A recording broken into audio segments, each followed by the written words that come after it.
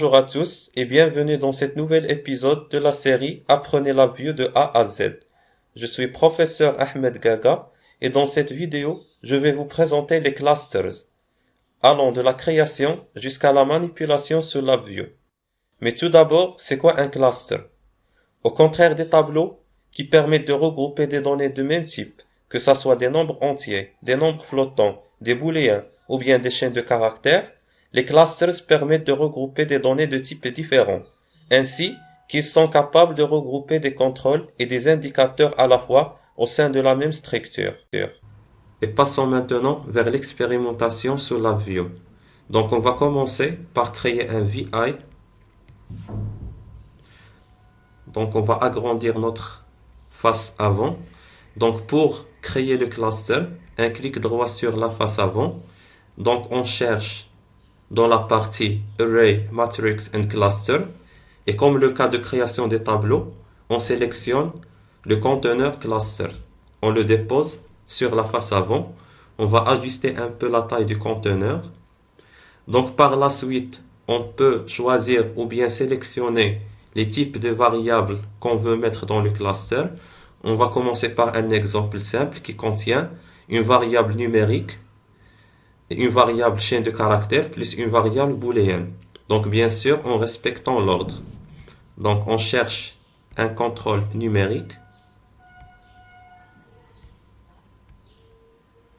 Après on va chercher un contrôle de type booléen. On va sélectionner par exemple ce switch. Et on va ajouter un troisième type qui est le type chaîne de caractères. Et on cherche dans string and path. Donc, le contrôle chaîne de caractères. Donc, une petite astuce. Donc, pour ajuster automatiquement notre cluster. Donc, on sélectionne le cluster, un clic droit. Et on cherche Auto Sizing and Size to Fit. Et nous avons réorganisé automatiquement le cluster. Donc, on passe maintenant vers la face diagramme. Donc, le raccourci clavier CTRL-E pour naviguer vers la face diagramme.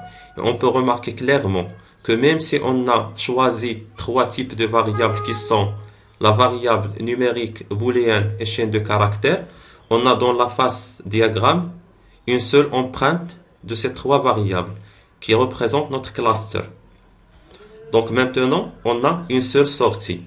Donc on a deux types de fonctions qu'on peut appliquer sur les clusters. Donc un clic droit sur la face diagramme pour appeler la palette des fonctions et on cherche cluster. Donc on a un certain nombre de fonctions qu'on peut appliquer, mais on a deux fonctions principales pour l'assemblage et le désassemblage des clusters. Donc pour extracter les éléments à partir d'un cluster, on a deux options ou bien deux fonctions. On a un bundle by name, ça veut dire désassembler par nom, et on a un bundle, ça veut dire désassembler de manière classique. On va sélectionner un bundle by name, désassemblement par nom, et on va connecter avec la sortie de notre cluster. Qu'est-ce qu'on peut remarquer? On remarque que la fonction désassembler a pu détecter le type de la première variable ou bien du premier élément des trois variables que nous avons mis dans le cluster.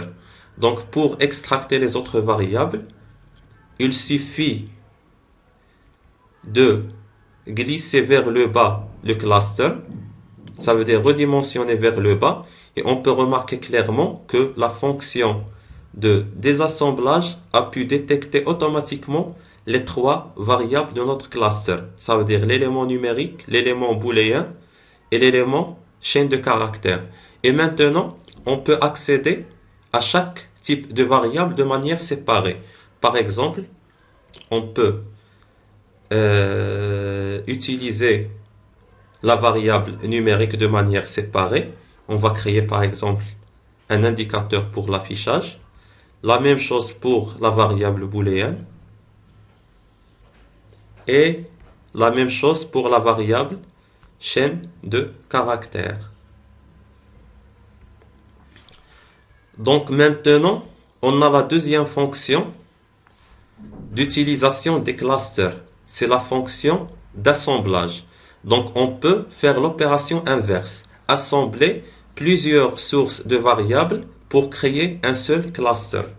Et pour ce faire, on va réorganiser rapidement ce bloc diagramme.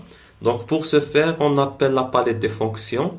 On cherche dans cluster et on cherche la fonction bundle by name. Ça veut dire assembler les variables par nom. On va sélectionner cette fonction. Qu'est-ce qu'on peut remarquer? On a trois paramètres. Paramètre d'entrée, un paramètre de sortie et un paramètre qui s'appelle input cluster. Ce paramètre, c'est pour l'initialisation de la fonction. Donc, bien sûr, on doit tout d'abord initialiser notre fonction cluster en connectant avec le cluster original de départ. Et bien sûr, automatiquement, qu'est-ce qu'on peut observer? Cette fonction a pu détecter le type du premier élément qui est numérique.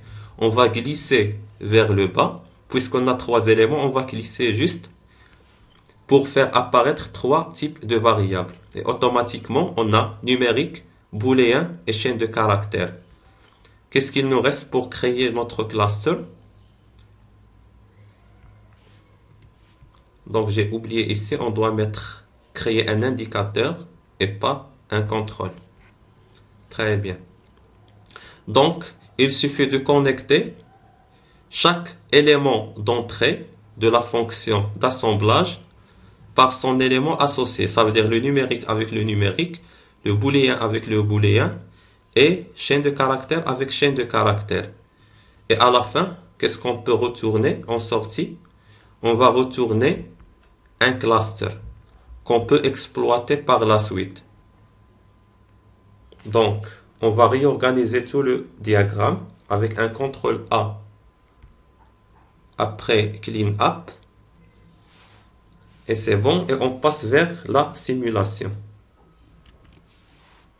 Donc, pour la simulation, qu'est-ce qu'on a? On a un cluster d'entrée, de départ, un cluster de sortie, et on a des éléments que nous avons extractés à partir du cluster d'entrée. Je vais les mettre par ordre. Donc, on a le numérique, on a le booléen et on a la chaîne de caractères. Donc, on va simuler, on va choisir un état initial par exemple. Pour le numérique, c'est 6. Pour le booléen, c'est l'état 1. Et pour la chaîne de caractères, je vais par exemple écrire mon nom. Donc, je vais lancer la simulation. Donc, qu'est-ce qu'on peut observer? Que on a pu extracter les éléments de notre cluster ou de notre structure cluster, élément par élément. Donc, le 6, l'état actif de la variable booléen et la chaîne de caractères. Et bien sûr, nous avons pu récupérer les mêmes informations à partir de la fonction d'assemblage des éléments d'entrée. Donc, qui a créé un cluster de sortie. Donc, ça, c'est output cluster. Donc, un autre truc, on peut modifier les éléments des clusters d'entrée. Donc, comment faire? Par exemple, je vais essayer de garder les mêmes informations numériques booléen et je vais essayer de changer juste la variable chaîne de caractères. Donc, comment faire? On passe vers la face diagramme. Donc, il suffit de prendre la fonction, l'entrée chaîne de caractères de la fonction, plutôt de la fonction d'assemblage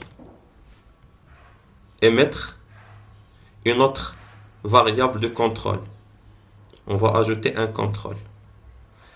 Donc, par la suite, qu'est-ce qu'on a? On a un cluster d'entrée. Donc, on a une fonction pour le désassemblage des différents éléments. On peut extraire élément par élément. Ici, on a le numérique, le booléen et la chaîne de caractères. Et on peut, en sortie, recréer notre cluster en utilisant la fonction d'assemblage. C'est bon? Donc, pour la chaîne de caractères, je vais choisir un nouveau contrôle qui est la chaîne de caractère 2, c'est cette variable. Dans cette variable, je peux modifier l'état de la variable chaîne de caractère et créer un nouveau cluster avec une valeur différente de la chaîne de caractère. Ça veut dire différente de la valeur d'entrée. Donc, on va passer vers la face avant. Donc, je vais initialiser. Donc, voici mon contrôle. Je vais le mettre ici.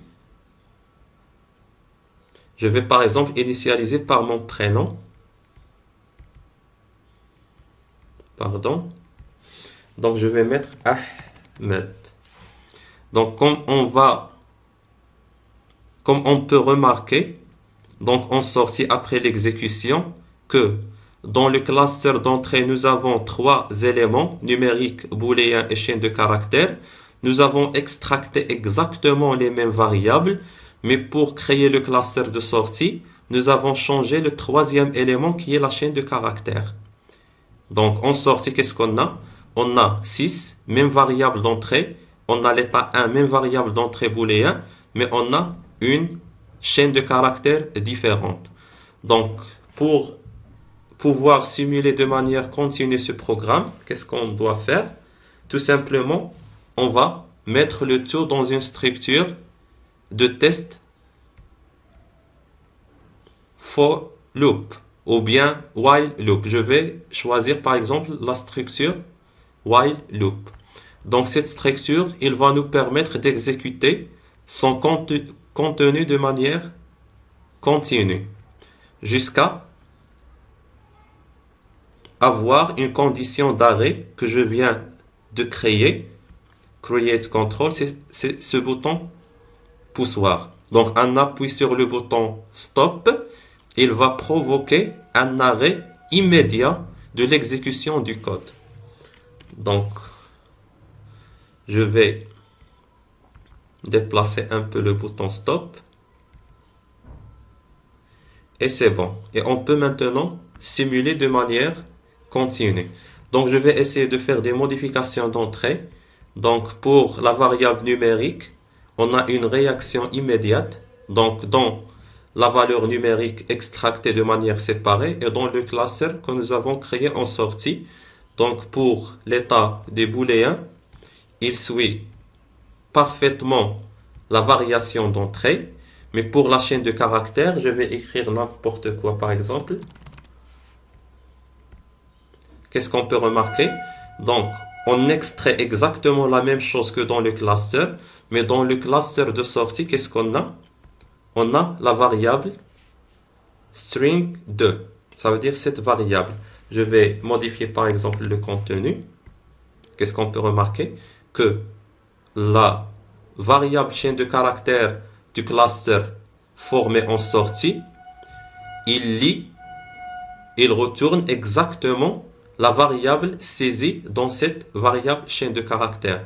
Et comme ça, on peut modifier un cluster par élément.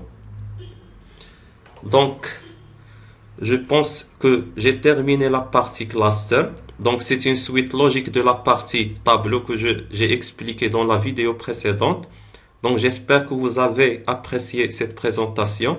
Si vous avez des remarques ou bien des questions, n'hésitez pas de les mettre dans des commentaires.